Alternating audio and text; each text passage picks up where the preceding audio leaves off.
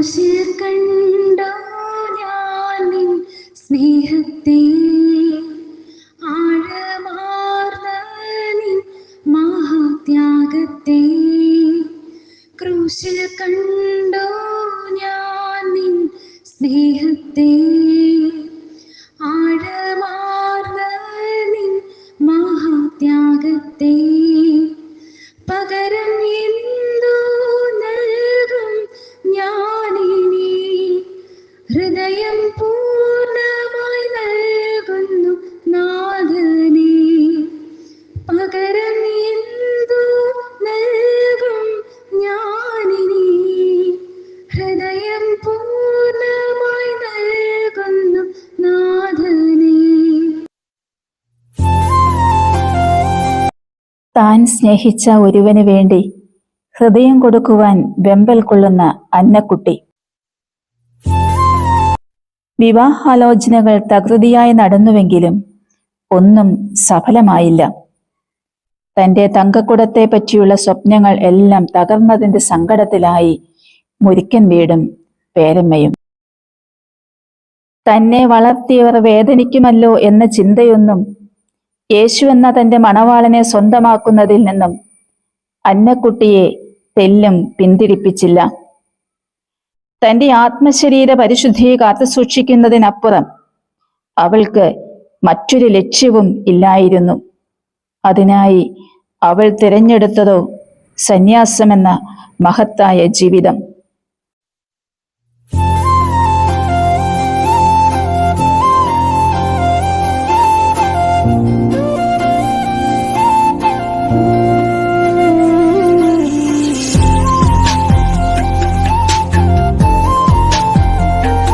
സന്യാസം അവൾ ആസ്വദിച്ചു. അവിടെ അവൾ എല്ലാം ഈശോയോടുള്ള സ്നേഹത്തെ പ്രതി ചെയ്തു. മഠത്തിനുള്ളിലെ കൊച്ചു കൊച്ചു ജോലികളിലും പ്രാർത്ഥനകളിലും അൽഫോൻസ ഈശോയോടുള്ള അതീവ സ്നേഹത്തോടെ പങ്കുചേർന്നു.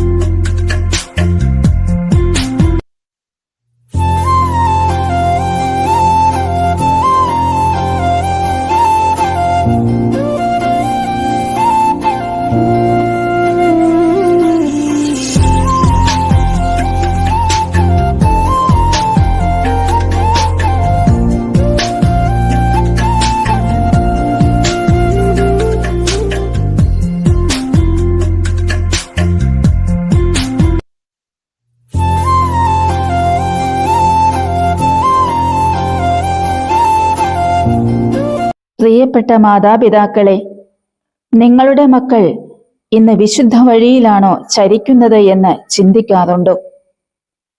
മക്കൾ പോകുന്ന വഴികൾ ബന്ധപ്പെടുന്ന വ്യക്തികൾ, ഉപയോഗിക്കുന്ന വസ്തുക്കൾ, കാണുന്ന കാഴ്ചകൾ, കേൾക്കുന്ന കാര്യങ്ങൾ എത്ര മാതാപിതാക്കൾക്ക് ശ്രദ്ധിക്കാൻ കഴിയുന്നുണ്ട്?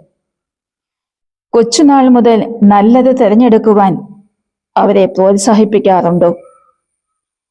അധ്വാനത്തിന്റെ മഹത്വം മക്കളെ പഠിപ്പിക്കാറുണ്ടോ? പഠനവും ഉന്നത ജോലിയും മാത്രം ലക്ഷ്യം വെച്ച് മക്കൾ വളർന്നു വന്നാൽ കൈയെത്തിപ്പിടിക്കാവുന്ന ദൂരത്തിൽ അപകടം പതിയിരിപ്പുണ്ടെന്ന് മറക്കാതിരിക്കാം. നഷ്ടപ്പെട്ടു കഴിഞ്ഞ് വിലപിക്കുന്നതിനേക്കാൾ നല്ലത് മക്കളെ നന്മയിൽ, വിശുദ്ധിയിൽ വളരാൻ പരിശീലിപ്പിക്കുന്നതും നല്ലത് തിരഞ്ഞെടുക്കുവാൻ പ്രോത്സാഹിപ്പിക്കുന്നതുമാണ്. അതിനായി അവരെ ആത്മീയ ശിക്ഷണത്തിൽ വളർത്തിയെടുക്കാം. അൽഫോൻസാമ്മയുടെ മാധ്യസ്ഥം നമുക്ക് പ്രാർത്ഥിക്കാം. ഞങ്ങൾക്കായി അൽഫോൻസാമേ എന്നെന്നും പ്രാർത്ഥിക്കണേ. ഞങ്ങൾക്കായി അൽഫോൻസാമേ എന്നെന്നും പ്രാർത്ഥിക്കണേ.